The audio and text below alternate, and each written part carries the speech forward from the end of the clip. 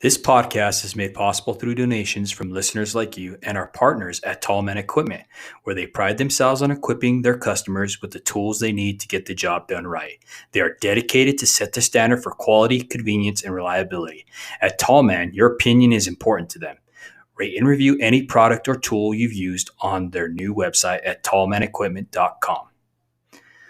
Line 11 Clothing Company, making apparel for our first responders with a positive message to patriots that you can be proud of. A proceed of the cost goes to helping our foundation ignite the fire for father engagement.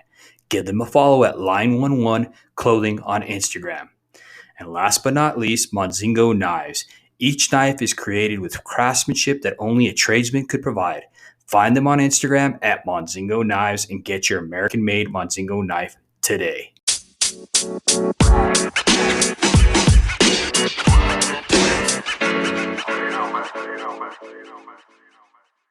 Hey guys, welcome to the Show Up Dad. This podcast is created for hardworking fathers. At the Show Up Dad, we recognize that fathers providing for the children is certainly important.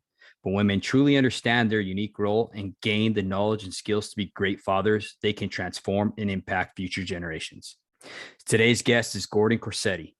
Through public speaking engagements and workshops, he teaches breathwork, body awareness, mindfulness, meditation, and how to remain calm and grounded in any situation. He is also an apprentice lineman for Volt down in Georgia. Welcome to the Show Up, brother. Thank you. Thank you so much, David. I'm so excited to be on here and chat with you.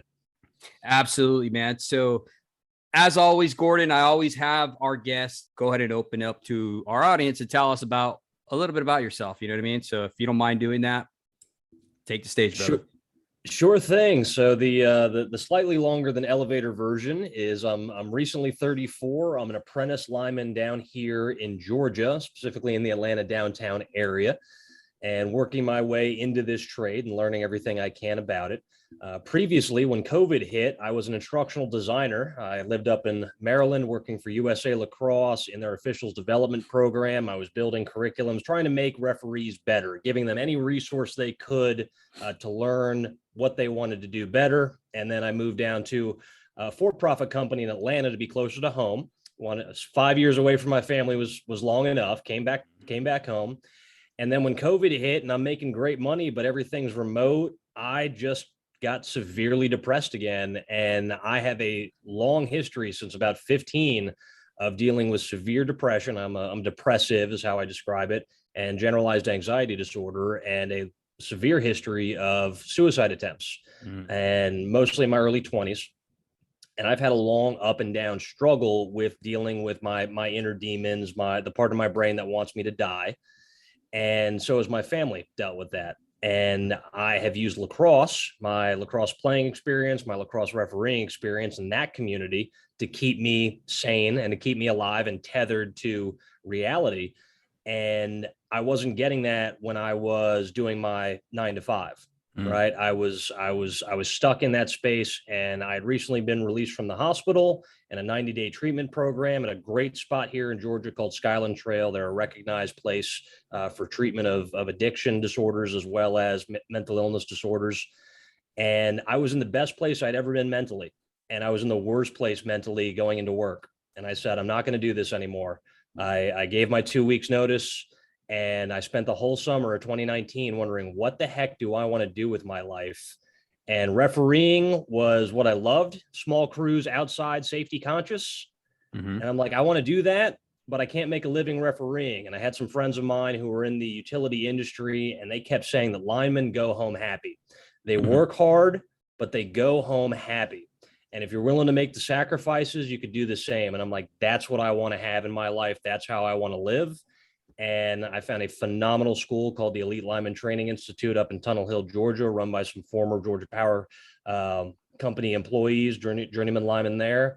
And ever since then, every single day on the line has been, or in my case, mostly on the ground with a shovel. It has still been a phenomenal experience. And I'm just happy to be in a spot where I am healthy for myself, for my family, for my girlfriend now. And just doing the things I want to do, and then having the time to do my mental agility work and teaching other people how to stay calm. It's pretty awesome to see that you had these struggles, right? I mean, not that the struggles are awesome, of course, but to see that you had these struggles and that you're able to find a passion, a purpose in line work. And I think that's amazing that you're able to do that, because a lot of guys don't find that purpose, and a lot of guys who are linemen don't have that purpose either, right?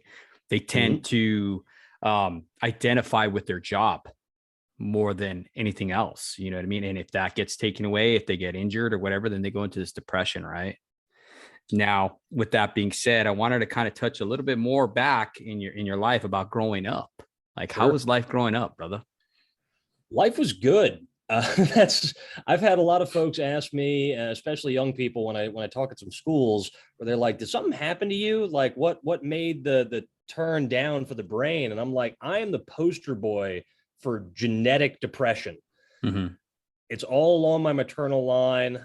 Mother has severe depression. We learned my grandfather had severe depression. He was a contractor for many years. Everything along that end, there's something going on with the brain wiring and chemicals that doesn't bode well. And I had a phenomenal childhood. I've had two loving parents. They're still married now. I didn't want for anything growing up, solidly like upper middle class. Dad was always employed. Mom was always home.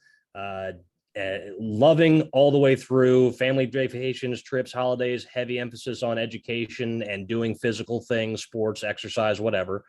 No, for what I could point to, traumatic experiences. I had as good a upbringing as I could possibly ask for, and I'm fortunate to be able to say that. I know not everybody can.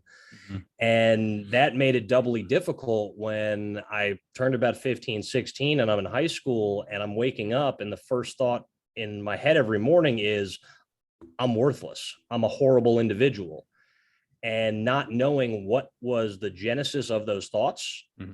And then the other side thing to depression that many people do not aware of is part of the disease is keeping it a secret, because it feels like something you need to keep internal. Mm-hmm. And so it eats you from the inside out in that way.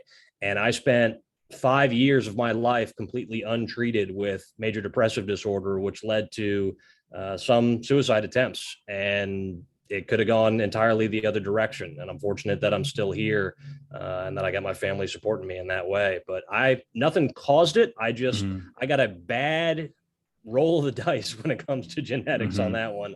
And for me, I've got these cards. This is what I was dealt. How do I play the best hand that I can? And the last 15 years has been learning all the skills, techniques, and strategies to deal with my inner opponent. Mm-hmm. Mm-hmm. No, and I just got to commend you for you stepping up and looking to see what plagued you, you know what I mean? And not allowing that to help you, you know what I mean? To keep you in that victim mentality state, you know what I mean? To where, oh, woe is me, I'm going to continue in this path, you know what I mean? You looked for another way. Well, it's the big thing I look to do is and inspiring some other people, is a sense that there is agency. Mm-hmm. You just got to find really what is going to work for you. It's not finding, it's not everything's going to work for everybody, but everybody I honestly believe has their thing Mm-hmm. to one degree or another. And if you can find it, or if you don't, you can at least be open to it and be a little curious. And for me, it became a thing of, I became curious about my brain. Mm-hmm. And so I dove into, in the same way I used to game plan against opponents when I was in kickboxing or jiu-jitsu, or my team did against lacrosse opponents when I was playing in high school and a little bit of college, was find the strengths and weaknesses and the patterns in your opponent. And I just had to turn that around in my head and look at the little part of myself that didn't like me and apply those same things. And so that's what I've done for the better part of a decade plus. And now I get to share some of those techniques with younger people who are super freaking stressed out about everything, especially some of the new groundmen on my crews here, where I'm Yeah. like, I make a mistake and I can laugh it off. These guys make a mistake and they go into a hole. And I'm like, guys, we can look at this a completely different way and Mm-hmm. learn some skills in the process. And that's what I bring with what I do with mental agility, is a skills-based training to game planning against the worst your brain has to throw at you. Mm-hmm. Mm-hmm. No, and that's awesome. I really commend you on that once again. One of the interesting things that I heard you say was how you tended to want to keep that in, and it Mm. was eating you up. Now, we've had other guests that came on and talked about shame, and how shame is a silencer Do you feel that what you were feeling was shame to that aspect, like where you didn't want to talk to anybody about it, or? It was it's a very real sense of that shame. It's an emotion I think we could all do without. Yes. It is one that tends to isolate in an unwarranted sense. I mean, we all Mm-hmm. feel guilt, and that I think at least is a motivator for doing right by somebody else or yourself. Shame tends to just it's acidic. It dissolves every bit of you.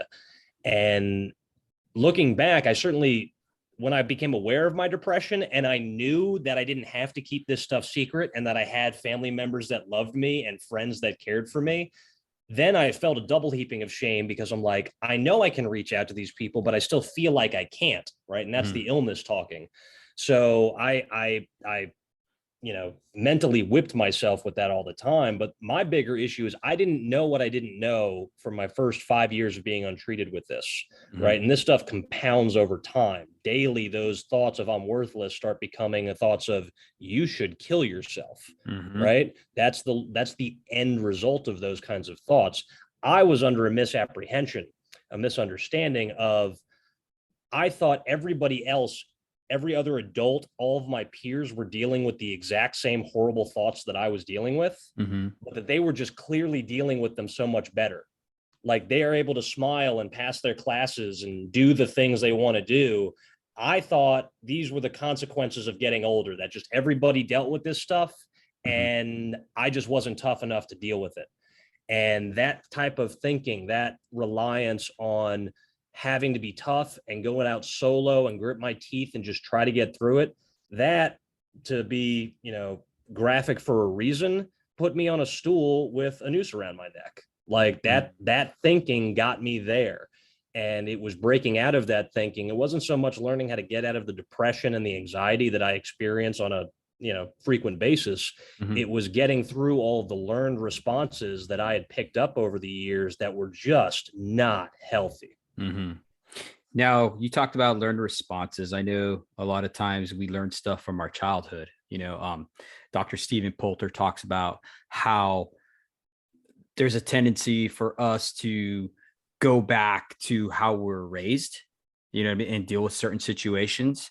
So, say, for instance, if you were yelled at as a child a lot and told you're worthless or whatever, when that reoccurs again in life, say, for instance, in this trade where you have a lineman yelling at you, hey, you're POS, get your shit together, pull your head out of your butt, whatever it may be, you automatically transcend, I guess, in a sense, to that, how you felt in there. And then you feel that shame, you know what I mean? And then you tend to clam up, right? Is that what I'm getting? Or it's a paralysis sense. I've certainly seen that okay.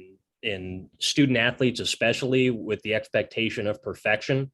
I'm fortunate that I've been a referee for 16 years. Mm-hmm. And when you spend that long in the chaos of competition, you learn to find the eye of the storm and kind of ride within that. Mm-hmm. But I'll translate what I usually say when I'm speaking with players to what I now say to those who are or have been in the line work trade Mm-hmm. is, if I have my journeyman throw a tool at me and say, you're a terrible effing groundman, Mm-hmm. in my head, I get to go, because of my depression, I get to go, no, no, no, no, no, no, no, no, no. I'm Mm-hmm. not a terrible effing groundman. I'm a terrible human being. I'm awful. I am so like nobody can insult Mm-hmm. me better than I have. I have so much more practice on being cruel to myself than anyone ever will reach in my professional and personal lives. Mm-hmm. What I don't want people to have to do is experience that degree of depression and self-loathing to get Mm-hmm. there. But what I do tend to see is generally these kids just not knowing how to process negative information given to them at high decibel levels. Yeah. And as if for some reason that it's a any type of mistake that gets noticed and then shouted down at them or whatever tends to clam them up. And I'd certainly see it in the sense of just like, yeah, if you've been yelled at your whole life, the best thing to do in that sense is to quiet up and just ride it out. Right? You expend way less energy that way than to try to shout back. And when you're growing up, you don't have that. You're not louder than your dad or your guardians, your parents, whatever, your teachers, your coach, whomever on that sense. I was just fortunate that I had an inner insulter that was just better at that than anybody else. So I get to laugh that off internally. But that's a weird superpower of depression that I get to lean on. Mm-hmm. What I generally do is I teach. I haven't done this with any apprentices who have been on my crews yet, but I do this for high school athletes, especially when they do a lot of negative self-talk. Mm-hmm. I say, hey guys, you guys get on this loop of whatever that thought is, like I suck, I'm terrible, right? Mm-hmm. And that is the thought you wake up with, and it's the thought you go to bed with. And then any mistake during the course of your day just reinforces that thought. So of course you go to bed feeling like crap. Yeah. And the problem with that, and the thing that I've found with my depressive voice, is that it's the exact same voice that I have when I think and talk to myself in my head. And the problem with that, I think, is that we tend to think we're right, mm-hmm. right? Yeah. And it's hard to argue with ourselves when the same voice. So I cannot remember where I came across this technique, but years and years ago, I ran across a technique called cartoon voice replacement. And the whole idea is you pick a cartoon character that speaks, mm-hmm. and you take whatever internal thought you have or external insult coming your way, and you just repeat it to yourself in the voice of that cartoon character.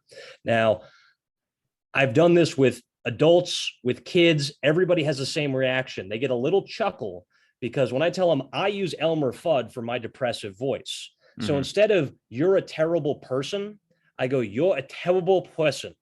You are horrible, right? And you get a little chuckle. It's not a big laughter thing, but what you do in that space, taking your voice and putting the absurd comment that you're insulting yourself with, or that somebody else is doing to you, mm-hmm. you can make the absurd sound as absurd as it is. So if I have a lineman that tells me I'm a POS, I'm like, no, I'm just new. I don't know anything. I'm trying. I'll give you, right? That said, if I'm reiterating that to myself at night, I don't have to listen to it in my lineman's voice. I can put in an Elmer Fudd's voice or SpongeBob's voice or whatever.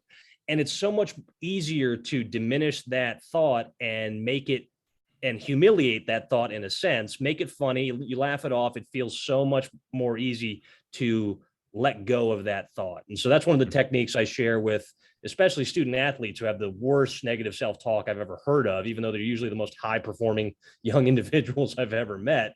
But that's what I do on the field in lacrosse games, and certainly out on the line when I've been on storm and it's 16-hour days, and we're going to say things to each other at some point, but I don't want to hold on to that for longer than I need to.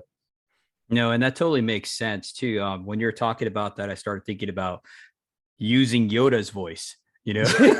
Yeah. You know what I mean? I don't know how many times I've done that, you know what I mean? Where I was an apprentice and I would, you know, kind of mimic the same thing and use Yoda's voice, you know, and same principle. Same principle. And it's funny that you said that, because I remember a time, and I'll share with you this instance. I was an apprentice one time, and I had this one lineman, and he was a Navajo, and he had a speech impediment. He would slur. Great lineman, though. I mean, this guy was absolutely amazing. I mean, he was like Rain Man for line work, right? Anyhow, he was up in the air with a brand new journeyman, and he was showing him something, and I had never used a tensioner, right? And he wanted me to let up on the dogs, right?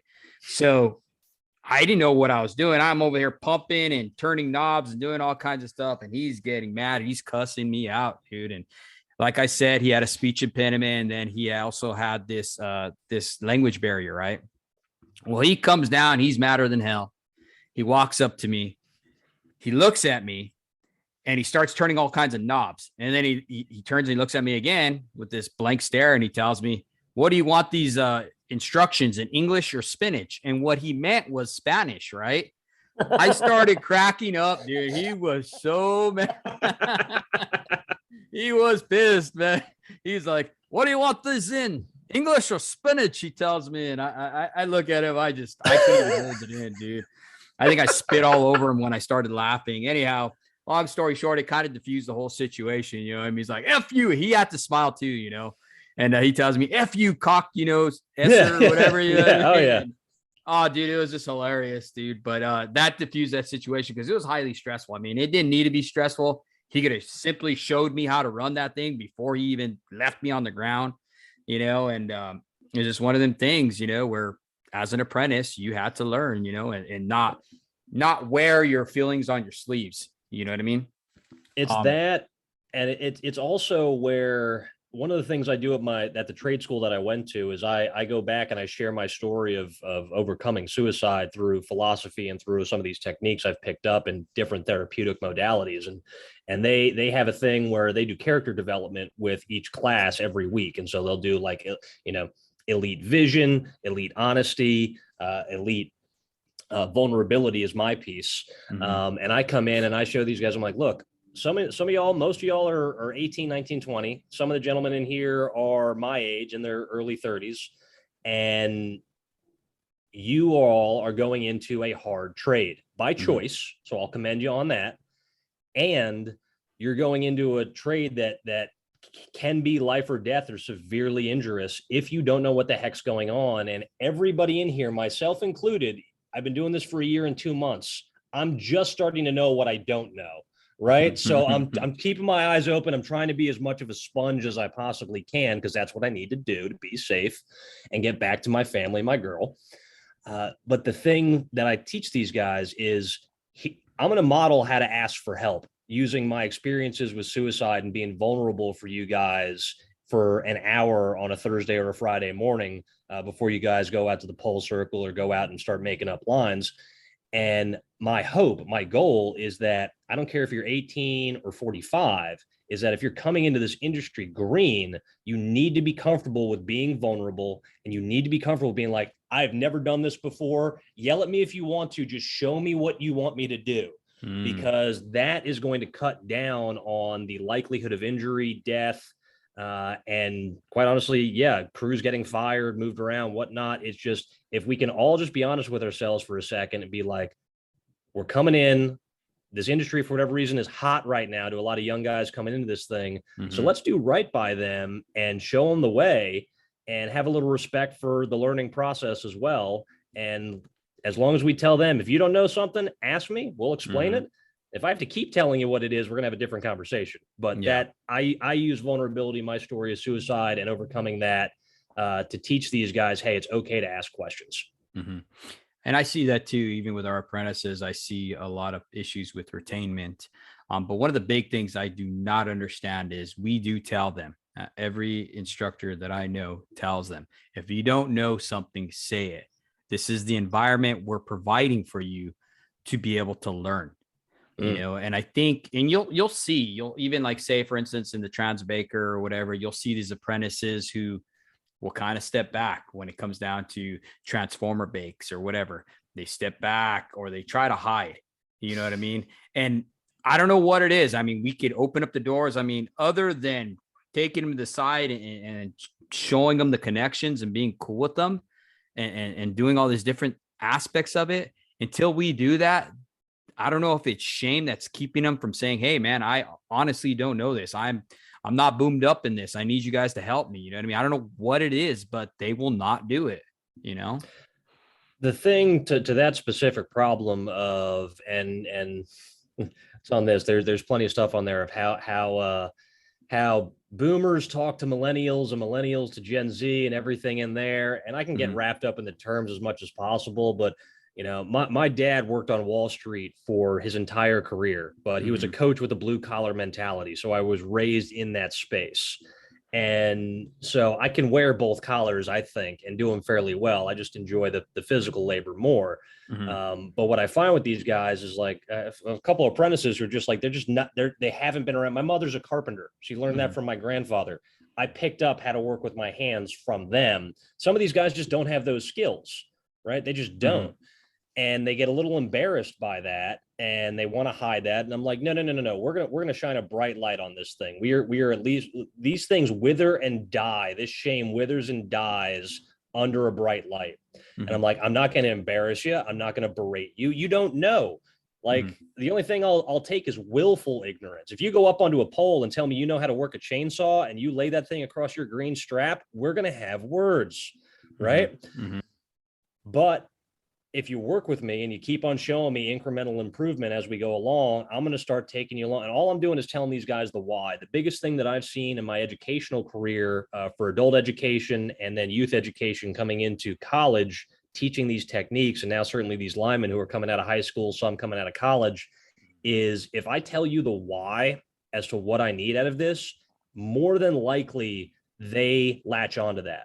Mm-hmm. So I had another apprentice on my tap up crew who was like, hey, I couldn't make up this material. And I'm like, all right, we had some time to kill at lunch. I'm like, okay, I want you to think that you're in the bucket with me when you're making this stuff up. Mm-hmm. You look at the pole. This is what we've got to have.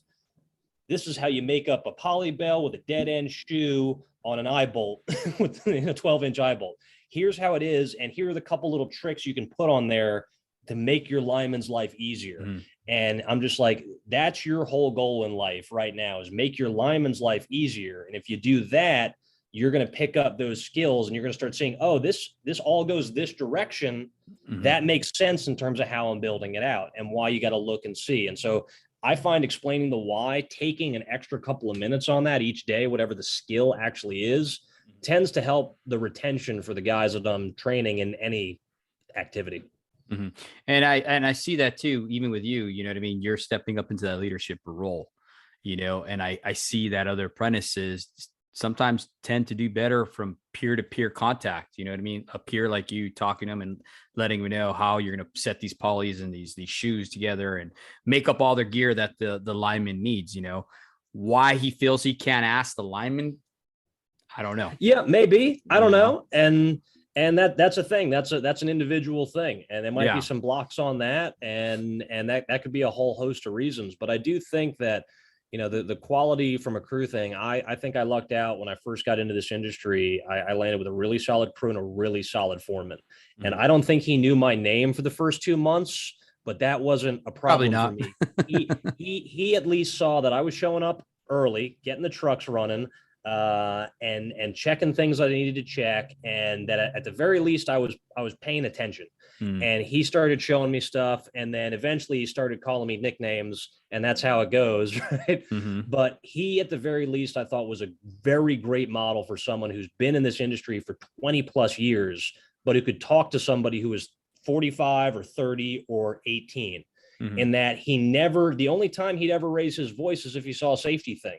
That was it. Mm-hmm. I climbed up a pole. Like my A and B were just like, yeah, you can come up here and help us with the services. And I'm like, great, awesome. This is what I want to do. And I get my stuff together and I sound check the pole and I get on the thing and I'm going up and I'm trying not to shake the 3-phase. And I get halfway up and my foreman comes out and goes, hey. And I look down and I go, what? He just looks up at me. He goes, if I ever see you climb a pole without an FR shirt on, I'm going to climb up and punch you in the dick. And I look down and I'm realizing I'm wearing my t-shirt because it's 98 degrees in freaking Georgia. And I'm like, what? I didn't have a system to check that. And because he is doing his job, so I in guilt and shame a little bit, climbed on down, got my FR on, got back up.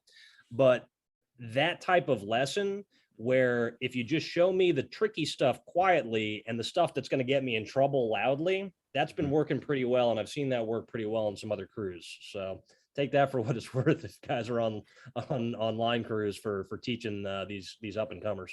Yeah, no, absolutely. I mean, there is definitely a proper place for the yelling, especially if you're going to get hurt, you know. I agree with you 100%. I also know that some of the best linemen I've ever worked with, or even best instructors when I was in the military, were the ones who never yelled. They didn't have to. Didn't need to. Nope. The way they carried themselves, the way they showed themselves, the way their character shined through. And you knew when they spoke, you listened. That was it. They didn't have to raise their voice. They didn't have to cuss at you. Nothing, you know, and those are the ones that were really impressive. Those are the leaders I wanted it to follow and mimic myself after, you know what I mean? I agree with you 100% on that. Now, Gordon, I recently read a blog you had on hauling mental illness safety, and I thought it was quite fascinating. And I was hoping you could share with our audience, as I feel as hardworking fathers, you know, we tend to deal with so much stress in our lives already.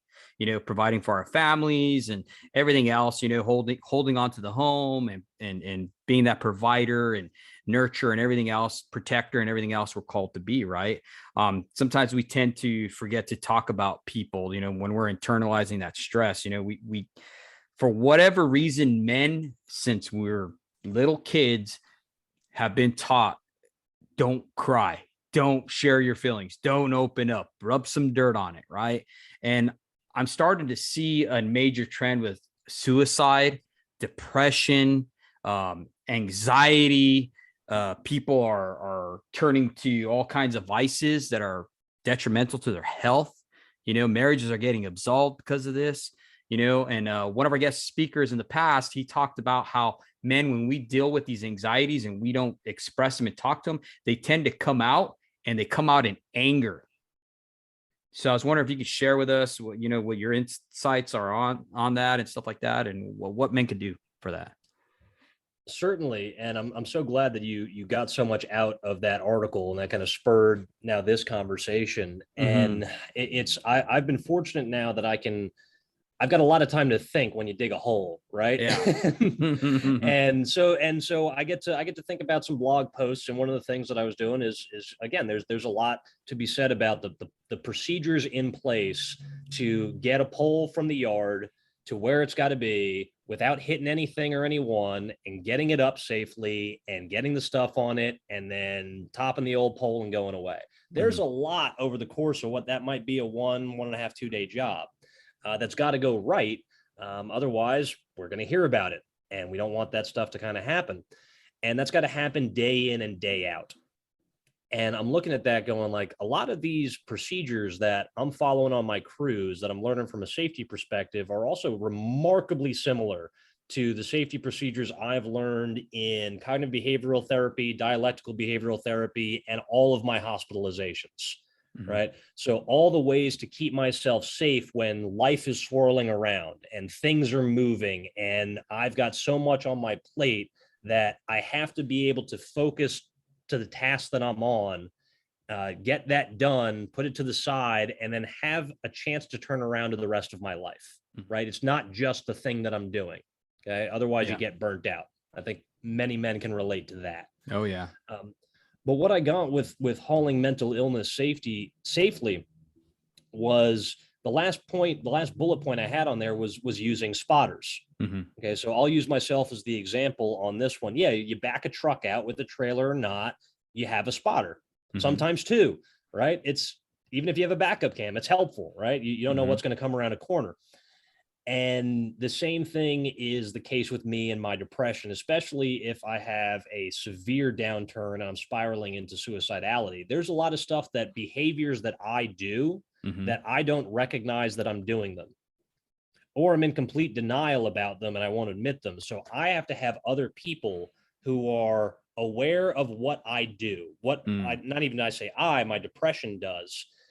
And they have full authority. So it's my sister, my mother, my father, my girlfriend, and then I've got 2 friends and a couple of officiating buddies, but under 10 people who know my tells, who know the behaviors and the words that I use when I start getting more and more depressed. Because the earlier I can become aware of that, the more likely I can jump out of that rut and get out of that hole that I'm digging mentally. And so I use these folks, and I use a lot of other methods for tracking how I am acting and how my day is going. So one of the things that I do is I track my mood daily. I've been doing that for almost 870 days, multiple times through the course of the day to give me a good average. But what that helps me do is, because I'm an analytically minded individual, is I can look back and be like, why was that Wednesday such an awful day? And be like, oh, that outage went wrong and I got yelled at and I had a bad tuna sandwich that morning and I slept horrible the night before. I'm like, okay, what can we do to avoid those situations? What's within my control that I can do to have a better, next Wednesday or next day? And so I've got from a support structure on one end and then a data structure on the other end, I've got these 2 good pillars that keep me upright when I start tipping one way or the other. And the big thing that I've found, and this was the difficult thing for me, I'm an introvert. I can go, I could go a whole weekend without seeing or speaking to anyone or uttering a word out loud. That is my happy place. I'll take a book and just chill, right? I used to think I had to be so mentally tough and strong with my depression that it almost killed me. That hangings, overdose, and attempts with a handgun. I mean, I can't get much more lethal than that. Yeah. And that's because I'm trying to tough this thing out. And I just keep getting punched in the face by my depression, by these suicidal thoughts, these feelings of being a burden to my family, to the people that love me, even though I'm still doing all the quote unquote right things in life. Yeah. And that thought of toughness, it was the wrong approach. I came up with that. It was what my dad taught me. It's what my dad's dad taught him. And I do believe it's the wrong approach. And what I make a little pin here to make a distinction is I love mental toughness. I love grit. I love perseverance. You've been in the military. That is necessary to accomplish the mission at some point, right? But it's not the only strategy available. And what I tend to tell young people, and what I had to reiterate to myself over 15 years of dealing with depression and trying not to die, was there's got to be some other avenues here. Mental toughness is the last possible thing on the options list. Sometimes you got to grit your teeth, put your head down, and go through the wall, right? You just do. Sometimes life's going to get hard, but there's many avenues around that. That's why I do this mental agility piece where I tell these guys, I'm like, look, instead of getting punched in the face repeatedly, move to the frickin' side. Like, dodge the blow and come at it with an overhead left, right? You can attack your problem from a completely different direction, but from an area of tactical superiority mentally. Flanking. You flank the problem. And it doesn't mean you're any less tough or any less good of a man. It just means you had an opportunity to step back and be like, whoa, there might be a better way to handle this. And I haven't exhausted all the options yet. And that's where I think a lot of people get into trouble on the toughness side of just, it's man up, get it done, make it freaking happen. Don't talk to anybody about this stuff, because if you do, you're weak. And I'm like, no, if you talk to other people, you are one person at the very least, you've just doubled your eyes on the problem, right? So now we got two people working on a better solution. And then as I do it with my treatment team, therapist, psychiatrist, prescribing doctor, all the stuff that I got to do, I have better angles on my problem, and people can help me get into a better space. That all is what I come down to with life spotters when it comes to mental health. In the same way I'm doing it when I'm back in a freaking trailer. I want somebody who has vision of something I don't see. And that is a foundational thing. It's a trust thing. Yes, and trust. You get that in the cruise, and it's something that builds over time. But it's one of the things I'll tell the guys, when I was doing pole pulling, I got moved over to pole pulling for a couple months, and some guys might get bummed about that, but I'm like, this is an opportunity to get better at something. Fellas, we're not going to break anything, and we're not going to cause outages. Everything else is going to flow from those two goals. And if you have questions on anything that might impact that mission, let me know. And what do you know? 3 months later, no outages and no broken equipment. Oh, yeah. But because I pulled my crew in, said, this is what I need, right? Not what you need, not what you should do, not what I'm ordaining you to make happen, right? This is just what I need. And I need you to be on point. And if I got guys who are showing me that, then we can work with them. No, definitely. And I thought it was interesting that you said about spotters. Okay. And you said that they needed to, that you were transparent enough, right? You had the courage enough to be able to let them know that, hey, this is something I'm dealing with, right? I think that's I commend you on that, because not a lot of people want to show that vulnerability for whatever reason, right? It's hard. Yeah, it is. It's hard. Now, with that being said, Gordon, what are some of the things that we can recognize when someone is not okay? Like, say, for instance, I'm a spotter. What are some of the things I can look for in a person I'm working with? You know what I mean? If they don't, especially if they don't want to open up with me, because I know there's going to be a level of trust there. They already trust me. We're working in the air. They trust me with their life, right? So what are some of the things I can be aware of? So it's a phenomenal question, and it gets into there's generally known nationwide as mental health first aid.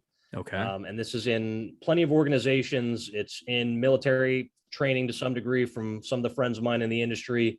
It's certainly in a lot of first responders as well, and teachers, right?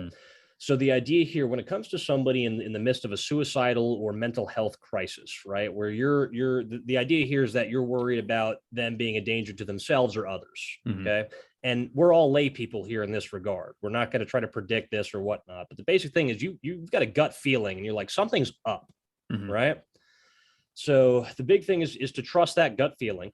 You got to be like, and don't try to be like, oh, everything's fine, and push that. Be like, no, this is somebody I care about, right? We say in this industry, I'm my brother's keeper, so let's uphold that standard and that ideal. But the thing you look for, in particular for depressives, for those who are severely suicidal or maybe edging that direction, is a marked difference in personality. This goes one way or the other. They either get super, super freaking active, way beyond what they already got. And the reason being with that is generally if you're starting to plan your life, the end of your life, you get this weird kind of euphoric feeling. I've been in that space where you're just like, oh, good. I can get a week's worth of work done. Great. Because I'm going to die on Friday. Right. It's a scary thing to process, but that's one other thing. The other one is going to be the other direction of severe slowdown. I would say that is, in my experience, the more common one. That's certainly what I've read from and experienced myself, but also from folks in the industry, is people talking more slowly, having difficulty finding the words. And then the other bit is going to be a pronounced slowdown in movement. Very much like they're trying, like, again, Atlas carrying the world, but it's just like everything feels heavy. And the reason being for that is physiologically, when you were in that severe of a depression, your body is going through the stress response at its peak. And physiologically, all it's doing is running a marathon, but you're standing still.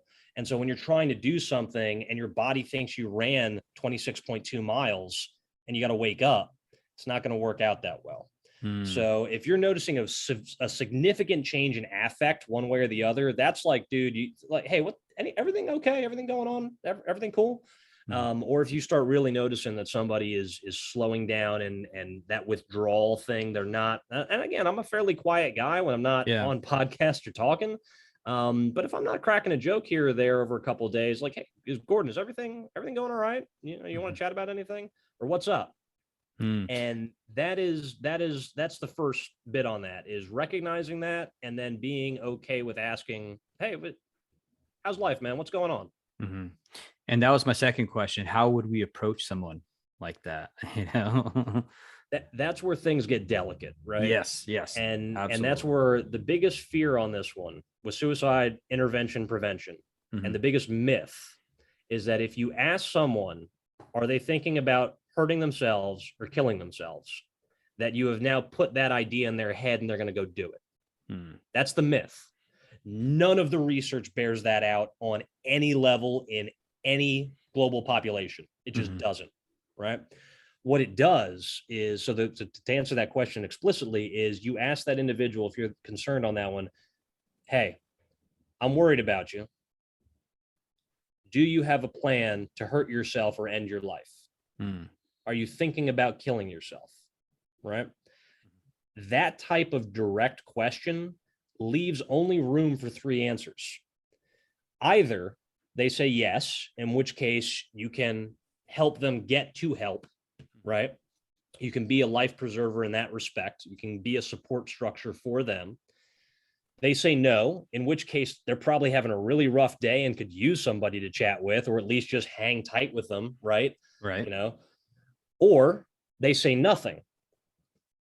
And that to me is also an answer. Because if they're saying nothing, you're like, okay, you just internalize that question. Now the question is what do you do on that one? So if you're looking at this as a 4-step process, which is again how I train this for students and teachers, but also what they do at the American Foundation for Suicide Prevention, as well as NAMI, National Alliance on Mental Illness.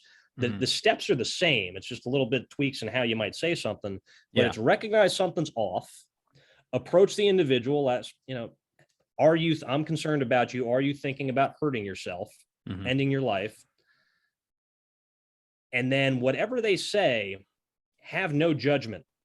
Step 3 on that one is you are not there to give advice. You are not there to give them judgment. You are not there to tell them that life is going to be okay, because in that space, they will not believe you. They will not care. Yeah. They just won't. Right. Like when I was in some of my most severe depressions, if someone would be up there and be like, well, your life is great. What do you have to be depressed about? I'm like, you know so little about how awful of a person I am. How dare you? Right. Wow. That's the blocker. Right. Yeah. So you're not there to give advice or to give judgment. You are there. There's a reason the AFSP's logo is a life preserver.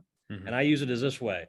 A life preserver does nothing but extend time for rescue to get to that individual, right? Wow. You are there to provide a somewhat stable surface so that they can keep on breathing, so that emergency personnel can get to this individual, or that you can get them there, right? The life preserver on its own does very little.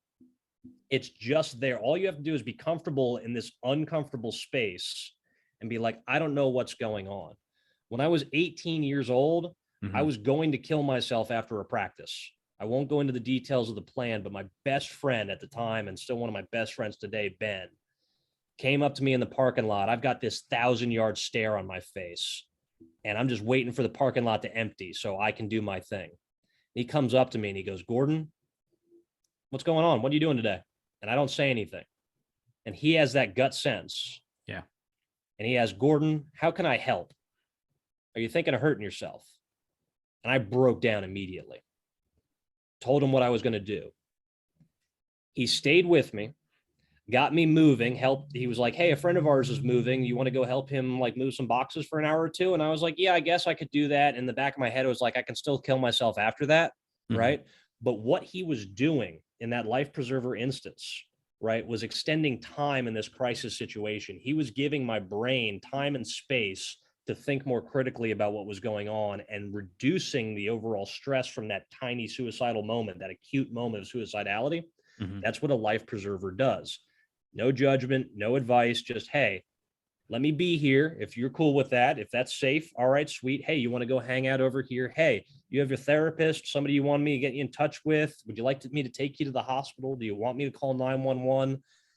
The fourth and final step on there is getting that individual to help, if that is safe for you to do so, right? That is the big asterisk on all of this, is if you feel unsafe, you can't be a good support system.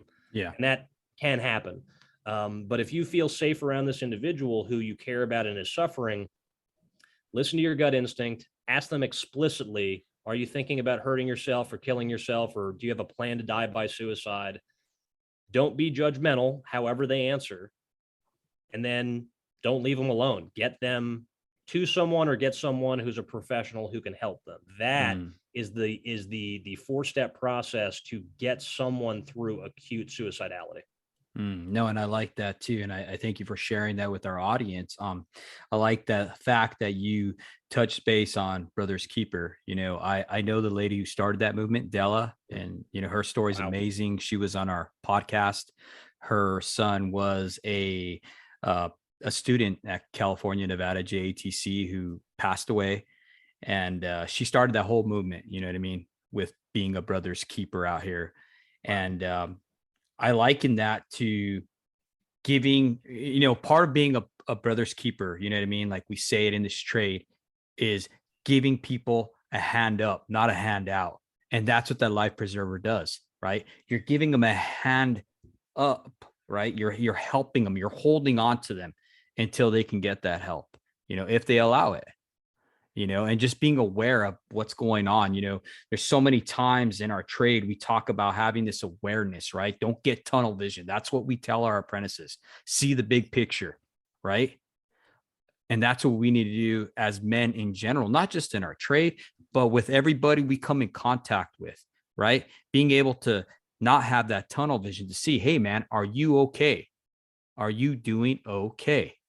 Right? And it's fantastic that you mentioned that. And I think so many guys, I know I used to be one of them, just thought we show up, we do the thing, we go home, we rinse and repeat. That's the thing. But as I've gotten more okay with the fact that I am a social creature just by virtue of being a human being, and I don't care how introverted I want to be, life has gotten better with other people. Mhm. I didn't really like that when I learned that, but it's true. Yeah. And the thing that I've incorporated into my pre-games, when I'm a referee, when I'm maybe not running a tailboard, since I'm still pretty low man on the totem pole, but at least if I'm working with a couple of groundmen, first thing that I do to start the day is, hey guys, what's happening in your life? Right? Mhm.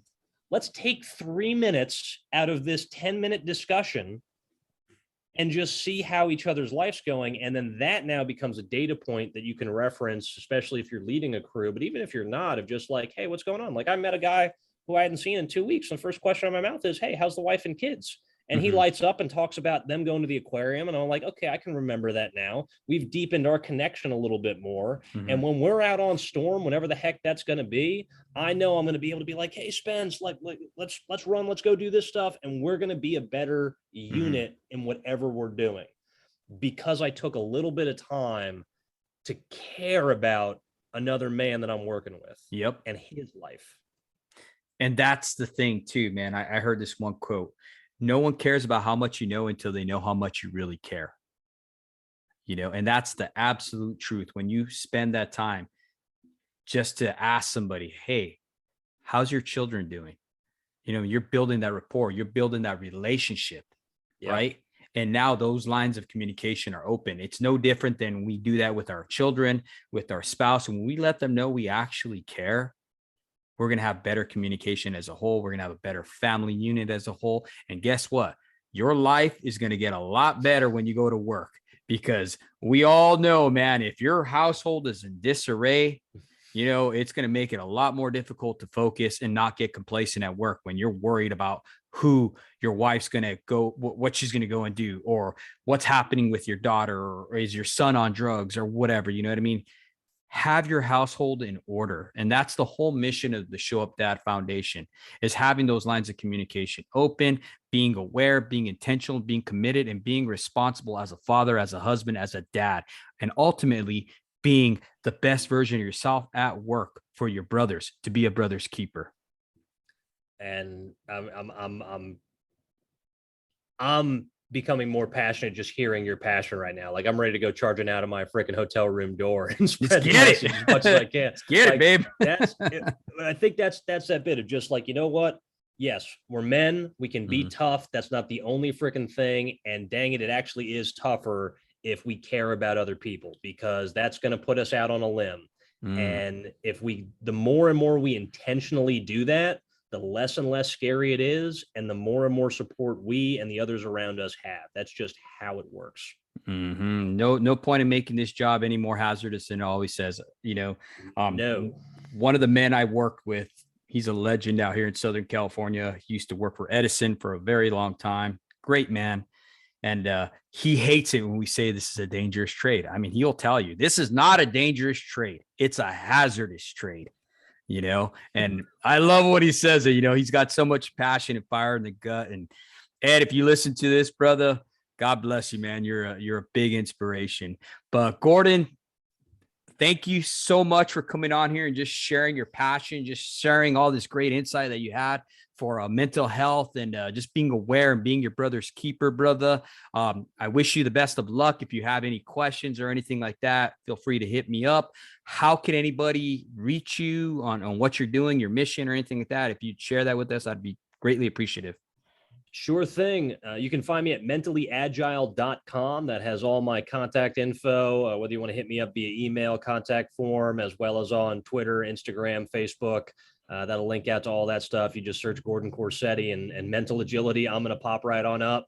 And I'm pretty easily accessible when I'm not up in the bucket or off on my hooks. The phone ain't up there with me. So when I come on back, I'll check my messages. I'm happy to get in touch. And the more great folks I can meet in this industry like yourself, the more I realize I made a phenomenal choice, and I can't wait to give back what I can. Awesome. So much. Just thank you so much for coming on here, brother. Thank you. Right on, Brad. And you take care, and we'll be seeing you soon. Take care.